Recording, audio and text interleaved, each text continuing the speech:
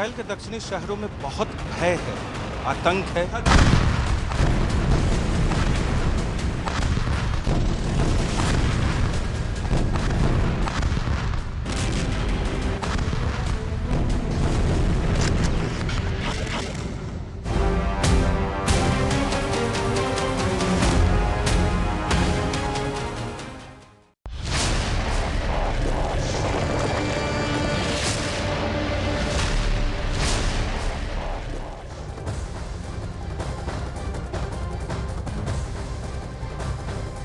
नमस्कार, बहुत स्वागत है आपका। आप देख रहे हैं न्यूज 18 इंडिया। आपके साथ हूं मैं लवीना राज। नमस्कार, मैं हूं आपके साथ शिवानी पांडे। और इस वक्त अमेरिका का एक और एयरक्राफ्ट कैरियर इजरायल की सपोर्ट के लिए रवाना हो चुका है। पहले इजरायल फौज और अब आपको बता दें आइजनहोवर अमेरिका का एक्शन ये बता रहा है कि वो ईरान और हिजबुल्लाह को हर हाल में रोकने वाला है। और अमेरिका ने अपना दूसरा एयरक्राफ्ट कैरियर तब भेजा है जब ईरान ने दो टूक शब्दों में कहा है कि इजरायल ने गाजा पट्टी में हमले नहीं रोके तो वो युद्ध में उतरने के लिए तैयार है।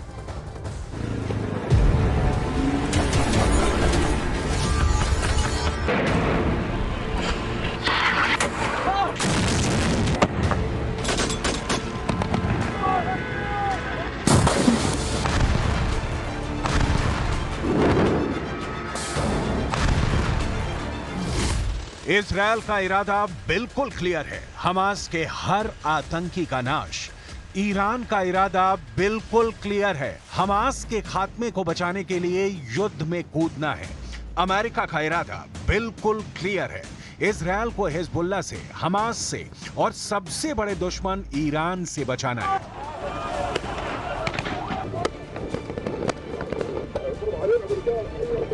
मामला फंस गया है। इजरायल फिलिस्तीन युद्ध का फंदा अब ईरान और अमेरिका के गले में भी फंसता जा रहा है। अमेरिका ने अपना एक और एयरक्राफ्ट कैरियर भूमध्य सागर में उतार दिया है। आइजनहावर अमेरिका का दूसरा एयरक्राफ्ट कैरियर है जो भूमध्य सागर पहुंचने वाला है। इस एयरक्राफ्ट कैरियर की डिटेल जानकर आप चौंक जाएंगे कि यह किस कदर का शक्तिशाली है। लेकिन इस एयरक्राफ्ट कैरियर की डिटेल में जाने से पहले जो बाइडेन के भेजे इस युद्धपोत के भूमध्य सागर में उतरने की टाइमिंग समझ लीजिए। यह समझना बहुत जरूरी है क्योंकि रणभेरी बच गई है। ईरान और अमेरिका किसी भी वक्त एक दूसरे के खिलाफ मैदान में उतर सकते हैं।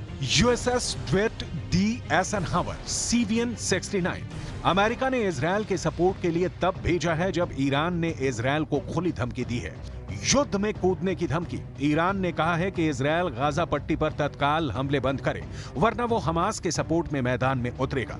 بر اساس درکم از واقعیت مقاومت به جنایتکاران جنگی و حامیان آنها در منطقه هشدار می‌دهم که تا دیر نشده جنایات جنگی رژیم کودککش جعلی در اسرائیل علیه شهروندان و غیر نظامیان در غزه فوراً متوقف شود.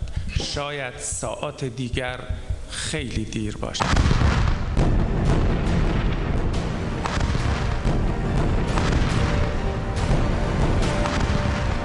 लेबनान में हिजबुल्लाह को ईरान का समर्थन हासिल है और यही हिजबुल्लाह जब गाजा पट्टी से हमास ने इजरायल पर हमला किया तो दूसरी ओर से इसने भी इजरायल के खिलाफ रॉकेट दागने शुरू कर दिए। हिजबुल्लाह ने दावा किया है कि उसके लड़ाकों ने विवादित क्षेत्र में 5 इजरायली आउटपोस्ट पर हमले किए हैं। तो इस वक्त इजरायल चारों तरफ से घिरा हुआ दिख रहा है। अमेरिका का मदद के लिए पहुंचना भी तय माना जा रहा था।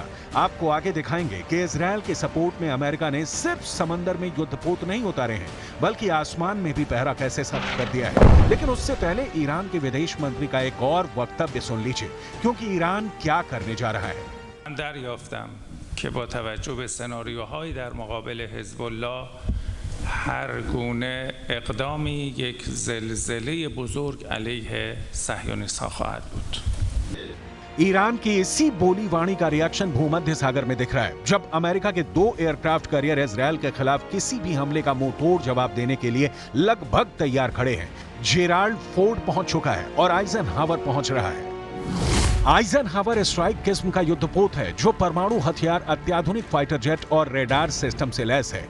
अमेरिका की इसके जरिए हिजबुल्लाह या ईरान को चेताने की कोशिश है। अमेरिका इजरायल की यारी की कहानी भी बहुत दिलचस्प है, लेकिन उसकी डिटेल आगे, क्योंकि दुनिया भर के एक्सपर्ट को इस वक्त चिंता सता रही है कि रूस यूक्रेन युद्ध में एक देश ही परमाणु शक्ति संपन्न है। फिलिस्तीन इजरायल युद्ध में तो कई परमाणु शक्ति संपन्न देश एक साथ टकरा सकते हैं। उसके बाद क्या होगा? मंथन जारी है, यूएन खुला है, यूरोपियन यूनियन विचार कर रहा है, ईरान अमेरिका का आमना सामना टालने की तैयारी शुरू हो चुकी है, लेकिन इस बीच ईरान से लेकर लेबनान तक खोल रहा है। और इस समय युद्धपोत जेराल्ड फोर्ड पहले से पूर्वी भूमध्य सागर की निगरानी कर रहा है और अब एक और महाशक्तिशाली अमेरिका का युद्धपोत इजरायल के सपोर्ट के लिए पहुंचने वाला है। अमेरिका के सामने भी अब स्पष्ट हो चला है कि इजरायल के पक्ष में खड़े नहीं हुए तो ईरान, हमास और हिजबुल्लाह के साथ मिलकर इजरायल को बड़ा नुकसान पहुंचा सकते हैं। अमेरिका खुलकर फ्रंट पर खेल रहा है और ईरान के राष्ट्रपति इब्राहिम रईसी भी पीछे नहीं है। कहा जा रहा है कि अमेरिका इजरायल और सऊदी अरब के बीच दोस्ताना संबंध स्थापित कर ईरान को अलग थलग करना चाहता था। ईरान इस वक्त जिस हमास के समर्थन में उतरा है उसकी आवाज बंद करना चाहता था, लेकिन इस बीच ईरान ने खेल खत्म कर दिया। हमास ने इजरायल को घर में घुसकर मारा और अब इजरायल हमास को उसके घर में घुसकर मार रहा है। अमेरिका इस काम में इजरायल के साथ खड़ा है। अमेरिका के रक्षा मंत्रालय का कहना है कि हिजबुल्लाह या ईरान को हमास से हाथ मिलाने से रोकने के लिए अमेरिका ने दूसरा युद्धपोत भेजने का फैसला किया है। दूसरा परमाणु संचालित युद्धपोत भेजकर अमेरिका ने हमास आतंकवादी समूह के समर्थकों को एक मजबूत संदेश भेजा है और यह सुनिश्चित किया है कि यह संघर्ष गाजा से पश्चिम एशिया के अन्य हिस्सों तक न फैले। अमेरिका युद्ध रोकने की कोशिश कर रहा है या युद्ध भड़काने की सूरत में इजरायल के समर्थन के बहाने ईरान को हमेशा के लिए खामोश करना चाहता है। ये तो एकदम सीधी सी बात है। जो 2 एयरक्राफ्ट कैरियर अमेरिका ने इजराइल भेजे हैं, भूमध्य सागर में उनकी तैनाती युद्ध वाली कहानी ही बयां करती है।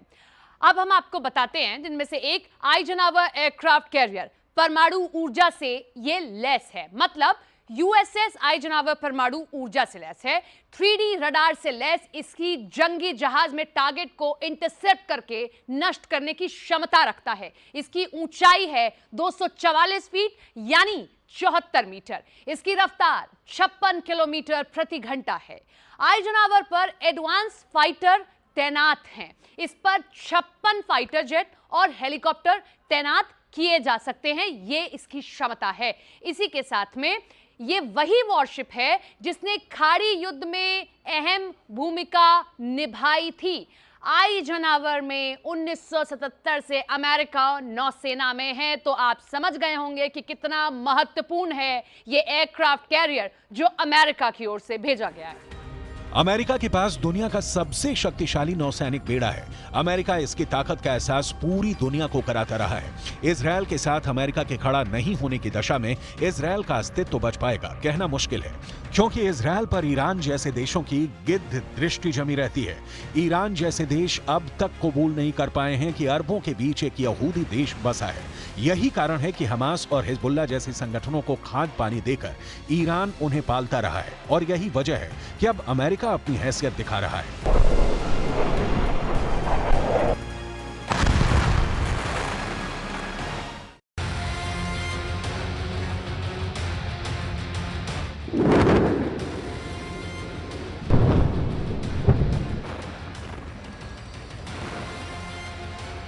एयरक्राफ्ट कैरियर आइजनहावर के पहले अमेरिका ने जेराल्ड फोर्ड को भूमध्य सागर में उतारा। इसके बारे में हम आपको बताते हैं। परमाणु ऊर्जा से चलने वाला जेराल्ड फोर्ड 76 मीटर ऊंचा है। इस तरह इसकी ऊंचाई दिल्ली के कुतुब मीनार की 73 मीटर से ऊंचाई से भी ज्यादा है। अब आप अंदाजा लगाइए कितना ऊंचा ये रहा है। इसकी क्षमता 1 लाख टन से भी ज्यादा बताई जाती है। इस पर एक साथ 70 फाइटर जेट ले जाने में ये सक्षम है। इसकी रफ्तार है 56 किलोमीटर प्रति घंटा। इसे चलाने के लिए 4500 नौसैनिक तैनात कर दिए गए हैं। एयरक्राफ्ट कैरियर आइजनहावर और जेराल्ड फोर्ड दोनों वॉरशिप परमाणु शक्ति से संचालित है और क्षेत्र में किसी भी प्रमुख शक्ति से मुकाबला करने के लिए भूमि पर हमला करने वाली मिसाइलों और F-18 लड़ाकू विमानों में सैन्य शक्ति रखते हैं। अमेरिका के रक्षा मंत्री लॉयड ऑस्टिन ने कहा है कि स्ट्राइक ग्रुप को आदेश दिया है कि वो भूमध्य सागर में उत्तर में अपनी पोजीशन ले ताकि इस युद्ध को बढ़ने से रोका जा सके। इजरायल युद्ध नहीं फैलने से रोकने की बातों के बीच समंदर और आकाश दोनों में सुपर एक्टिव है। इजरायल गाजा को मिट्टी में मिला रहा है और अमेरिका समंदर और आसमान से उसकी निगरानी कर रहा है। समंदर में इजरायल को अमेरिका का सपोर्ट दिखा, अब आसमान में देखिए। यूएस एयरफोर्स सेंट्रल ने मध्य पूर्व क्षेत्र में F-15E लड़ाकू जेट और A-10 ग्राउंड अटैक जेट की तैनाती की घोषणा की है। यूएस सेंट्रल कमांड के एक सोशल मीडिया पोस्ट में कहा गया है कि A-10 इस क्षेत्र में पहले से मौजूद विमान के एक अन्य स्क्वाड्रन में शामिल होगा। अमेरिकी वायुसेना ने क्षेत्र में F-15, F-16 और A-10 लड़ाकू विमानों के स्क्वाड्रन की तैनाती की घोषणा की थी। अमेरिकी बल की स्थिति में वृद्धि इजरायल की सुरक्षा के लिए संयुक्त राज्य अमेरिका की दृढ़ प्रतिबद्धता और इस युद्ध को बढ़ाने की कोशिश करने वाले किसी भी राज्य या गैर राज्य को रोकने के हमारे संकल्प का संकेत है। इजरायल कहां जाकर रुकेगा और अमेरिका ईरान या हिजबुल्लाह को कब तक रोक पाने में कामयाब होगा, इस पर फिलहाल मंथन ही किया जा सकता है, क्योंकि कम से कम अभी तो कोई पक्ष रोकने वाला नहीं दिख रहा है। ईरान और अमेरिका के हित इजरायल और फिलिस्तीन के मुद्दे पर आकर अटक गया है। अमेरिका के प्रतिबंध से बौखलाया ईरान चाहता है कि वो अमेरिका को अपनी ताकत का एहसास कराए, जिसके पास परमाणु बम भी है और बेहतरीन ड्रोन भी। ईरान को यह भी लगता है कि अगर वो इस युद्ध में कूदता है तो अरब देशों के अलावा चीन और रूस भी उसका साथ देंगे। ये सही है कि ईरान अमेरिका से टकराया तो जंग होगी, वो रूस यूक्रेन महायुद्ध से भी बड़ा, विनाशक और मौतों वाली होगी। लेकिन इसके बीच का सच है कि दोनों युद्ध भड़का रहे हैं। ईरान हमास या हिजबुल्लाह का साथ नहीं छोड़ सकता तो अमेरिका भी इजरायल को धोखा नहीं दे सकता।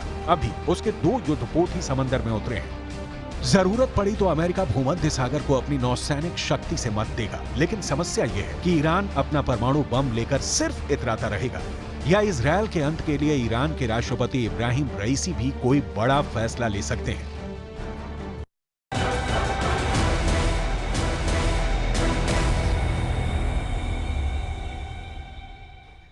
नमस्कार, मैं रीमा प्रसाद। आज हम सुलगते सवाल में बात करेंगे इस्लामोफोबिया की, हम बात करेंगे धर्म के नाम पर अधर्म करने वालों की, हम बात करेंगे उस हमास की जिसे अमेरिका और यूरोपियन यूनियन ने आतंकवादी संगठन घोषित कर रखा है और जो ये मानता है कि इजराइल का पूरा इलाका, गाजा और वेस्ट बैंक, ये सब फिलिस्तीन का ही है और फिलिस्तीन को एक इस्लामिक राष्ट्र बनाने की लड़ाई लड़ रहा है। लेकिन इस युद्ध ने दुनिया भर में अलग ही नाराजगी को जन्म दे दिया है, जिसका असर देखने को मिला अमेरिका के इलिनॉय में, जहां एक फिलिस्तीनी परिवार पर हमला किया गया और एक 6 साल के बच्चे को मौत के घाट उतार दिया गया। आरोप तो ये लग रहा है कि हमास और इजराइल युद्ध की वजह से इस्लाम और इस्लामिक आस्था वाले लोगों से नाराज 71 साल के एक आदमी ने उन पर हमला किया था और 6 साल के बच्चे को 26 बार, फिर से सुनिए आप, क्या हो रहा है युद्ध के माहौल में, 26 बार एक मासूम बच्चे को चाकू मारे गए हैं, वो भी महज 6 साल के। उसकी मां को भी घायल कर दिया गया। बच्चे की अस्पताल में इलाज के दौरान मौत हो गई। इस हमले पर अमेरिका के राष्ट्रपति जो बाइडेन ने ट्वीट किया और कहा कि मैं और जिल बच्चे की क्रूरता से की गई हत्या और इसकी मां को मारने की कोशिश की घटना से परेशान हैं और उनके परिवार के प्रति संवेदना व्यक्त करते हैं। एक फिलिस्तीनी मुस्लिम परिवार के साथ ऐसी नफरत के खिलाफ अमेरिका है, हम भी ऐसी सोच, ऐसी नफरत के खिलाफ है। लेकिन सवाल उठता है कि इस्लामोफोबिया आया कहां से है? सवाल ये भी उठता है कि आतंक को मजहब से जोड़ा किसने? सवाल तो ये भी है कि धर्म के नाम पर जो अधर्म करते हैं उसे बढ़ावा आखिर मिलता कहां से है? इसी पर आज जो होंगे सुलगते सवाल।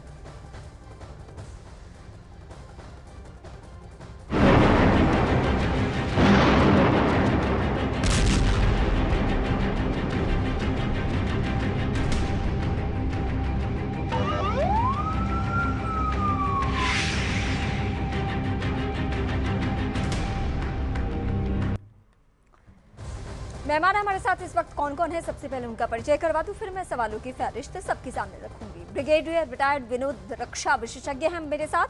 कर्नल शैलेंद्र सिंह कुछ ही देर में मेरे साथ होंगे, रक्षा विशेषज्ञ हैं। सैयद जवाद राजनीतिक विश्लेषक। निखत अब्बास बीजेपी से। आप सभी का बहुत स्वागत है। मैं सबसे पहले विनोद सर आपके पास आती हूँ। विनोद दत्ता सर, मुझे आपसे ये समझना है, जो बाइडेन की दो बहुत ही स्ट्रॉन्ग लाइन है, उसके मायने क्या निकल रहे हैं, अगर मैं ग्लोबली इसको समझना चाहूँ कि इस्लामोफोबिया, जिसका वक्त वक्त पे अपनी सहूलियत के हिसाब से अलग अलग परिभाषाएं गढ़ी गई हैं। एक 6 साल की मासूम बच्चे की मौत होती है, उसके बाद वो कहते हैं कि इस्लामोफोबिया को खत्म करना होगा। ये मामला किस तरीके से आगे बढ़ रहा है? देखिए, पूरा विश्व जानता है कि सबसे ज्यादा खामियाजा अगर दहशतगर्दी का किसी समुदाय ने या किसी रिलीजन ने फेस किया है तो वो खुद इस्लाम है। और इस्लाम एक बहुत ही मुकद्दस और बहुत ही पाक रिलीजन है, जो कभी ये नहीं सिखाता कि आप इस तरह से बर्बरता से पेश आएं, चाहे वो महिलाएं हों चाहे बच्चे। जिस तरह से बच्चों को के साथ दरिंदगी की गई है, जिस तरह से महिलाओं के साथ दरिंदगी की गई है, कोई भी धर्म, चाहे वो किसी भी समुदाय से रिलेटेड हो, ये इजाजत नहीं देता। और आज देखिए, जो देश हमास का समर्थन कर रहे हैं, मैं उनसे ये पूछना चाहता हूं कि क्या वो अपने देश में इस तरह की बर्बरता अपने जो नागरिक हैं उनके साथ बर्दाश्त करेंगे? क्या वो इस तरह की जो हैवानियत है उसको बर्दाश्त करेंगे? उनका आंसर होगा नो। तो पूरे समस्त विश्व को अब ये चाहिए कि वो सब इकट्ठे होके इस बर्बरता के प्रति लड़ें। किसी विशेष समुदाय के खिलाफ ये लड़ाई नहीं है। अमेरिका भी यही कह रहा है और इजराइल ने भी अपने अस्तित्व के लिए की है। इसकी इफ्तिदा आप देखिए हमास ने शुरू की है। इजराइल शांति पूर्वक रह रहा था, और पूरे जितने भी देखिए आप अरब कंट्रीज हैं या जो फिलिस्तीन है, उसके आतंकवाद को भी सर, ये बहुत दुर्भाग्यपूर्ण है, लेकिन ये सच्चाई है कि आतंकवाद की भी परिभाषा राजनीति ने अपने अपने हिसाब से गढ़ी है। उसमें धर्म का एंगल, मजहब का एंगल आ ही जाता है ना चाहते हुए भी, और यही आज मुझे समझना भी है। मैं सबसे पहले अपने दो रक्षा विशेषज्ञ जो है उनका रुख करूंगी, उसके बाद जो राजनीतिक विश्लेषक और बीजेपी से लीडर है उनका रुख करूंगी। तो अब मैं कर्नल शैलेंद्र सिंह आपसे समझना चाहती हूँ कि ये सच है कि इस्लामोफोबिया का मामला अलग अलग देशों में अलग अलग तरीके से आया, भारत में भी इसको लेकर अलग अलग तरीके से अलग अलग राजनीतिक पार्टियां बात करती है। अगर जो बाइडेन ये कह रहे हैं, और पीएम मोदी का कुछ ही दिन पहले स्टेटमेंट भी आया था कि आतंकवाद के मुद्दे पर एक होना होगा, जो बाइडेन कुछ हार्ड लाइन लेकर चल रहे हैं, क्या वाकई जो बाइडेन कह रहे हैं उस तरीके से कोई ग्लोबली एक हो पाएगा? मुझे नहीं लगता कि ग्लोबली एक हो पाएगा, क्योंकि आपने बिल्कुल सही फरमाया, हर एक की परिभाषा टेररिज्म की अलग अलग है, आतंकवाद की बिल्कुल अलग है। लेकिन मुझे एक ये जानना चाहिए जरूरी कि ज्यादातर की क्या है, ज्यादातर इस्लाम को टेररिज्म से क्यों जोड़ रहे हैं? कोई तो रीजन होगा, ऐसे नहीं हो सकता। ये इलियोनस में जो 6 साल के बच्चे के रेफरेंस की बात है, मैं भी कहूँगा कि ये बर्बरता से भी बढ़कर है। मैं क्रिटिसाइज करता हूँ, कंडेम करता हूँ, जिसने भी करी हो, 26 बार अगर अटैक करा हो या एक बार भी करा हो, गलत है, और हम गलत को गलत बोल सकते हैं। लेकिन मैं ये जरूर जानना चाहूंगा कि हमास ने जो किया है वो क्या अच्छा किया है? क्या पैलेस्टीनियंस जो कर रहे हैं सेलिब्रेशन, एक अटैक होना कोई बड़ी बात नहीं टेररिस्ट का, क्या वो अच्छी बात है? पूरा का पूरा इस्लामिक ब्लॉक इस पर मिलकर बात करना चाह रहा है, क्या ये अच्छी बात है? देखिए, जब हम इस्लाम की बात करें तो या तो सही भगवान और गॉड की बात करें, और या इस्लाम के विस्तार की बात करें, नॉन टॉलरेंस की बात करें, अपने ही चीज को सबसे बड़ा मानकर चले। तो क्या आपको लगता नहीं है कि दुनिया इसके खिलाफ आएगी? मुझे लगता है इस्लाम की सबसे बड़ी गलती यही है कि वो अपने इस्लाम को गलत। ठीक है सर, मैं आपके पास से आती हूँ, मैं निखत अब्बास आपके पास आऊंगी। वाकई ये सच्चाई है और बड़ी बात सर ने कही भी कि इस पे एकता हो भी नहीं सकती है। लेकिन जो बाइडेन का स्टेटमेंट है, या भारत में भी हम देखते हैं कि जब भी आतंकवादी पकड़े जाते हैं, धर्म का एंगल ना चाहते हुए भी आ ही जाता है। आज आपका जो बाइडेन के बाद क्या स्टेटमेंट होगा? रीमा जी, जो अमेरिका में आज हुआ है वो निस्संदेह भारत में भी कल हो सकता है, और मैं कारण बताती हूँ क्यों। क्योंकि हमस में जो आतंकवादी संगठन है, उन्होंने पहले तो मासूम इजराइलों के ऊपर जो हमला किया है, उस पर आज भारत में बैठे हुए न जाने कितने घटक दल है जो समर्थन दे रहे हैं। फर्क सिर्फ खून का है। वहां पर इजराइल में बहाया जा रहा है हमस के द्वारा, और यहां भारत में विपक्ष के द्वारा खून जलाया जा रहा है। और मैं बताती हूं क्यों। क्योंकि आप देखिए, मसअब हसन यूसुफ ये हमस के फाउंडर के बेटे हैं, और इन्होंने एक इंटरव्यू दिया, और आप ही के सिस्टर चैनल CNN पर इन्होंने इंटरव्यू दिया, और इंटरव्यू में इन्होंने इस बात को स्पष्ट किया कि किस प्रकार हमस को ना ही फलस्तीन और ना ही इजराइल के लोगों से फर्क पड़ता है, ना ही उनकी जिंदगियों से कोई लेना देना है। उनका सिर्फ एक ही उद्देश्य, और उद्देश्य ये है कि किसी प्रकार सारी सिविलाइजेशन को खत्म कर उन्हें इस्लामिस्ट खिलाफा बनाना है। अब जो इस्लामिस्ट खिलाफा बनाने की बात करते हैं, वो यहाँ पर भारत में न जाने कितने ऐसे दल है जो उनका समर्थन कर रहे हैं, जैसे कि राहुल गांधी, जिन्होंने सेक्युलर कहा था इंडियन यूनियन मुस्लिम लीग को, वो आ रहे हैं आज समर्थन में हमस के आतंकवादियों को, और राहुल गांधी आज भी उन्हें सेक्युलर कहते हैं, उनका समर्थन करते हैं। और वैसी साहब कह देते हैं कि जो इजराइल के प्रधानमंत्री हैं वो तो शैतान है, लेकिन हमस के आतंकवादियों के खिलाफ एक भी शब्द इनके मुंह से नहीं निकलता। मुझे एक कमेंट आपसे चाहिए। जो बाइडेन ने कहा है का समर्थन कर मौजूदा वक्त में अमेरिका के साथ हमारे रिश्ते बहुत बेहतर हैं, और जो बाइडेन का स्टैंड है इस्लामोफोबिया को लेकर कि हम इसके खिलाफ हों, मतलब इस्लामोफोबिया के नाम पर किसी की हत्या ना हो जाए, इस सोच को हमें खत्म करनी है। तो भारत का क्या स्टैंड है? मैं वही कह रही हूँ। हाँ। रीमा जी बिल्कुल आप इस बात को सही कह रहे हैं, हम तो खिलाफ हैं। हमारे प्रधानमंत्री आदरणीय नरेंद्र भाई मोदी जी ने भी लगातार इस बात को कहा है कि हम आतंकवाद के खिलाफ हैं, आतंकवाद का विरोध करते हैं। हमें किसी देश से, कोई ऐसा देश जो शांति चाहता, उससे कोई दिक्कत नहीं, ना ही फलस्तीन का नाम ले रहे, ना ही इजराइल का। हम कह रहे हैं आतंकवाद नहीं होना चाहिए, और हमस तो सबको पता है कि आतंकी संगठन है। पर यहाँ पर लगातार वो पार्टी, वो संगठन, जिसे आज भी देखिए जंतर मंतर पर मुस्लिम संगठनों ने जाकर प्रदर्शन करा इजराइल के खिलाफ और हमस के समर्थन में। वहीं पर रजा अकेडमी ने किस प्रकार वहां पर प्रेस वार्ता करी है बॉम्बे में, ये हम सब देख रहे हैं। और ये वही रजा अकेडमी है जिन्होंने 2012 में आजाद मैदान में प्रदर्शन के नाम पर दंगे फैलाए थे। 2 लोगों की हत्या हुई थी, 63 से ज्यादा लोग घायल हुए थे। तो ये सब हम लोग लगातार देख रहे हैं। मेरे साथ राजनीतिक विश्लेषक है सैयद जवाद, मुझे आपसे जानना है, और इस मसले पे हम पहले भी डिबेट कर चुके हैं, आज आपका स्टैंड क्या होगा ये मुझे आपसे समझना है। जो बाइडेन ने जो कहा इस्लामोफोबिया की सोच से दूर होना चाहिए, आप क्या आज हमस के बारे में ये कहेंगे कि हमस ने जो किया वो बहुत गलत किया? हमास का जो स्टैंड है वो बहुत ही गलत है, इतने मासूम मारे गए है, और इसको भारत की राजनीति के अंदर जो भारतीय जनता पार्टी की प्रवक्ता है इसको मिलाना का काम कर रही है, मुझे नहीं लगता वो ठीक बात है। नंबर 2 बात, देखिए भारत सरकार ने क्या हमास को आतंकी माना है? भारतीय जनता पार्टी की मौजूदा सरकार है, अभी वेबसाइट उठा करके देख लीजिए कितने आतंकी संगठन है, क्या उसमें हमास को आतंकी संगठन में डाला है? अगर भारत सरकार ने आतंकी संगठन में हमास को डाला है तो मैं कहूंगा, लेकिन भारत सरकार ने तो नहीं डाला। उनका क्या स्टैंड है मैं उनसे पूछ लूंगी। मैं आपसे पूछना चाह रही हूँ कि इस स्टेटमेंट के बाद मुझे आपसे जानना है, वो बात करेंगे आपसे। जी, मैं आपसे पूछ रही हूँ। सुनिए, भारत सरकार राजनीतिक मुद्दों के ऊपर और अंतर्राष्ट्रीय मुद्दों के ऊपर अपना अलग स्टैंड लेती है, और लोकल पॉलिटिक्स जो अपनी भारत की पॉलिटिक्स है उसके अंदर अलग चीज, इसको दोनों से हर देश यही करता है, इसमें भारत कुछ अलग नहीं कर रहा है, सबकी विदेश नीति अलग होती है। सुनिए सब्र से। अब आप मेरे बीच में टोका टाकी कर देती, सबको बोलने का मौका देती, तो मुझे प्लीज अनइंटरप्टेड जो है आप 30 सेकंड दे दीजिए। मैं 30 सेकंड दे दीजिए। देखिए क्या है, एकदम से जो बाइडेन ने अपना स्टैंड लिया, देखिए वेस्ट का प्रोपेगेंडे को समझने की जरूरत है। वेस्ट हमेशा और खास तौर से अमेरिका हर जगह डिस्टर्बेंस चाहता है, वॉर चाहता है, और वॉर के अंदर उसके हथियार बिकते रहे। अभी रूस यूक्रेन के युद्ध को इसने छिड़वाया, और पूरा यूक्रेन जो है उसके ऊपर जो है। मैं सीधा सवाल आपसे पूछ रही थी कि जो बाइडेन जैसे ताकतवर लीडर ने ये कहा कि इस्लामोफोबिया सोच को खत्म होनी चाहिए, आप हमास को आतंकवादी संगठन मानते हैं या नहीं मानते? अरे भाई, अभी कल तक ये हो रहा था स्टैंड आपका कि भाई साहब हमास जो है वो तशद्दुद कर रहा है, लेकिन इजराइल का तशद्दुद आपको नहीं दिखाई देता है।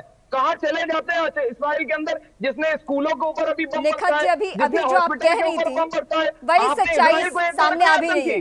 आपने अभी तक इतनी डिबेट में आतंकी देश कहा इजराइल को। रीमा जी मेरे कुछ स्पष्ट सवाल हैं। वो भी तो बच्चे मार रहे हैं, औरतें मार रहे हैं, बेगुनाह बुजुर्ग मर रहे हैं। आतंकी ज्यादा बड़ा इजराइल है या हमास है? मतलब एक 6 साल का मासूम बच्चा मारा जाता है, एक देश के राष्ट्रपति का स्टेटमेंट आता है, लेकिन एक बार भी आतंकी। निखा जी मैं आपके पास आऊंगी, शैलेंद्र सर कुछ कहना चाह रहे हैं। शैलेंद्र सर मैं आप दोनों के पास आऊंगी। शैलेंद्र सर जी बिल्कुल सर आप बोलिए। एक बिल्कुल जेन्युइन बात कर रहा हूँ हाँ। कि अगर को लगता है कि मेरे भारत ने हमास का नाम टेररिज्म में नहीं डाला है, हाँ। तो वो क्यों नहीं डिमांड करता? ये जो बोलने के लिए बैठे हुए हैं पॉलिटिक्स, ये अपनी पॉलिटिक्स को इस तरफ क्यों नहीं डालते कि चलिए हम डिमांड करते हैं सो एंड सो पार्टी के हमास को टेररिज्म कोई स्टैंड नहीं होगा, सरकार का कोई स्टैंड नहीं होगा, डिमांड किया करेगा। एक बेहूदी विशेषज्ञ सरकार स्टैंड तय करती है या बिल्कुल नहीं सही है। सरकार किस लिए चुनी जाती है? माननीय प्रधानमंत्री जी इतनी जल्दबाजी करते हैं स्टेटमेंट देने में कि भाई साहब मीडिया में सिर्फ उन्हीं का चेहरा दिखते रहे। अरे भाई विदेश नीतियों के लिए आपने विदेश मंत्री नियुक्त करा है। भाई जयशंकर साहब आपसे ज्यादा काबिल आदमी है, ज्यादा पढ़े लिखे हैं माननीय प्रधानमंत्री जी से। एक सैयद जवाब एक बार सुन लीजिए वो क्या कह रहे हैं। उनका कहना क्लियर है, शैलेंद्र सर का क्लियर कहना है कि आपने ये मांग क्यों नहीं रखी। जयशंकर अच्छा समझते हैं। सैयद जवाब कंडेम करिए, सैयद जवाब कंडेम इस्लाम टेररिज्म के पीछे दिखता है, डिमांड करिए। ये भारत देश के ऊपर ब्लेम करने से नहीं काम चलेगा। ठीक है सर मैं आती हूँ आपके पास एक बार। हाँ बीजेपी का स्टैंड जी मुझे लगता है बहुत सेंसिटिव मुद्दा है, हम एक दूसरे के बीच में नहीं आप इस बात को क्यों नहीं करते? फलस्तीन के बच्चे के साथ जवाब मैं आपसे रिक्वेस्ट कर रही हूँ, एक करके ही बात कर पाएंगे, वक्त की बहुत कमी है। रीमा जी मैं किसी के बीच में नहीं, मैं आपसे रिक्वेस्ट कर रही हूँ नहीं इस तरीके से डिबेट। पार्टी तो हमेशा से ही सुन लीजिए, भारतीय जनता पार्टी हमेशा अंग्रेजों के साथ का उनका इतिहास रहा है। जनसंघ के जमाने से इस तरीके से नहीं बात होगी प्लीज। मैं नहीं इस तरीके से बात नहीं होगी सर। जवाब प्लीज रिक्वेस्ट कर रही हूँ, मैं लास्ट टाइम रिक्वेस्ट कर रही हूँ प्लीज। मैं आपका स्टैंड जान गई हूँ निखत जी। रीमा जी का ऑडियो कम करिए, इतनी रिक्वेस्ट करूंगी कि ये ऑडियो डाउन किया जाए प्लीज। हाँ थैंक यू रीमा जी। हाँ। रीमा जी फलस्तीन वो अमेरिकन बच्चे के साथ जो हुआ वो एकदम गलत हुआ, उसको गलत सब पूरी दुनिया ठहरा रही है। कोई ऐसा व्यक्ति नहीं है जो उसको सही ठहराएगा और भारत में ऐसा ना हो, इसके लिए हम जिम्मेदार हैं और हमें ध्यान रखना पड़ेगा। पर जब भारत के अंदर ही बैठकर CWC का जो रेजोल्यूशन आता है उसमें आप इजराइल के बारे में एक संवेदना का शब्द नहीं बोलते। हुसैन दलवाई साहब ये कह देते हैं कि जो हमास के आतंकवादी हैं वो तो शहीद भगत सिंह और चंद्रशेखर आजाद की तरह फ्रीडम फाइटर्स हैं। उससे हमें दिक्कत है, कहते उन लोगों से जो मोहम्मद शॉन है राजस्थान के कांग्रेस पार्टी के नेता, वो ये कहते हैं कि हमास के जो आतंकवादी हैं तुम ही असली मुजाहिदीन और हक की लड़ाई कर रहे हो। हमें दिक्कत उन लोगों से है जो लगातार इन हमास के संगठन का, आतंकी संगठन का समर्थन करते और राहुल गांधी चुप्पी साध कर बैठे। हमें दिक्कत उन लोगों से है जो मुस्लिम पर्सनल लॉ बोर्ड अपने आप को ये कहते हैं कि हम तो मुसलमानों के नुमाइंदे हैं और वहां जाकर हमास का समर्थन करते हैं। हमें दिक्कत वो है कि जब आप मुसलमानों के नाम पर राजनीति करते हैं, SDPI हो जाके सॉलिडारिटी की मीटिंग बुलाता है हमास के आतंकवादियों के लिए और वही SDPI जो PFI का समर्थन, और PFI कौन है 2020 से लगातार आतंकी संगठनों का समर्थन देता है और 2020 में किस प्रकार इन्होंने दंगे भड़काने का काम किया हम सबने देखा। बैंड है वो, इधर बैठकर राजनीति मत करिएगा। ठीक है मैं आप दोनों के पास आऊंगी, मैं दोनों के पास आऊंगी, लेकिन एक बार मैं जरा एक्सपर्ट्स का भी रुख करूंगी। मैं सैयद जवाब में आपके पास आऊंगी, मैं एक एक करके एक्सपर्ट से भी बात करना चाहती हूँ। विनोद दत्ता सर आपने देख लिया भारत में किस तरीके से इस मसले पे राजनीति होती रही है। मुझे लगा था कि अगर जो बाइडेन ने स्टेटमेंट दिया है तो शायद आतंकी संगठन को या आतंकियों को आतंकी कहने की हिम्मत भारत के कुछ राजनेता रखेंगे, लेकिन ऐसा होता हुआ दिख नहीं रहा है। विनोद दत्ता सर देखिए जो भारत के प्रखर और मुखर जो नेता है वो इसकी मजम्मत कर रहे हैं। और भारत ने देखिए हमेशा आतंकवाद को जैसा निखत जी ने भी कहा है कि भारत ने हमेशा आतंकवाद की मजम्मत की है। उसने देशों को मजहब के ऊपर या उनकी जो प्रोग्रेसिव थिंकिंग है उसके ऊपर कभी नहीं बांटा है, न कभी उनको तरजीह दी है। आप देखिए तुर्की के भारत के साथ कोई बहुत ज्यादा मधुर संबंध नहीं है, लेकिन जब वहां जलजला आया तो सबसे पहले भारत की टीम पहुंची। क्योंकि देखिए हम जब बात करते हैं वसुधैव कुटुंबकम का तो हम उस हर शब्द का जो मतलब है उसको बिल्कुल एक रेशे से हम एक सवाल मैं ऐड करना चाहती हूँ इसी में, ये सवाल मेरा शैलेंद्र सर से भी रहेगा और आपसे भी रहेगा। जो बाइडेन का भी इस बीच में इस तरीके का इस्लामोफोबिया का स्टेटमेंट देना, फिर गाजा को लेकर ये स्टेटमेंट देना कि नहीं आप गाजा पे कंट्रोल मत कीजिए क्योंकि इजराइल के सिर्फ वो साथ नहीं है बल्कि हथियार भेज रहे हैं, इस स्तर का रिश्ता है, लेकिन फिर गाजा को लेकर भी स्टैंड, मतलब जो बाइडेन अपनी छवि किस तरीके से रखना चाहते हैं इस पूरे युद्ध के माहौल में? देखिए, बाइडेन साहब का जो स्टेटमेंट है कि आप उस पर कब्जा न करें, देखिए अमेरिका ने कोई युद्ध अपनी भूमि पे नहीं लड़ा है और उसको सबसे पहली दहशतगर्दी की जो रेसिपी टेस्ट करनी पड़ी थी वो ट्विन टावर जब उसके हिट हुए थे। तो उसके बाद अगर आप ये देखें कि अगर वो ये कह रहे हैं कि साहब गाजा पे आप नियंत्रण नहीं कर सकते, अगर इस तरह ही मासूमों पे अटैक होते रहे, उन पे हमला होता रहा और इसराइल को अगर ऐसे ही एक डर के साए में रहना पड़े तो कौन देश चाहेगा? और इजराइल ने हमास को खत्म करने की कसम खाई है, उसने गाजा को नुकसान पहुंचाने की कसम नहीं खाई है, वहां के लोगों को पानी भी मुहैया कराया है, उसने उनको ये वार्निंग दी है कि आप 24 घंटे में खाली कर दें इसको। और मुझे यकीन है कि जिस तरह से इजरायली डिफेंस फोर्सेस हैं वो उस एरिया को सैनिटाइज करके वहां के लोगों को वहीं उनका जो विस्थापित हुए हैं लोग उनको दोबारा रीसेटल करेगी। तो उनका एम किसी समुदाय के विशेष के खिलाफ नहीं है, केवल आतंकवाद के खिलाफ है।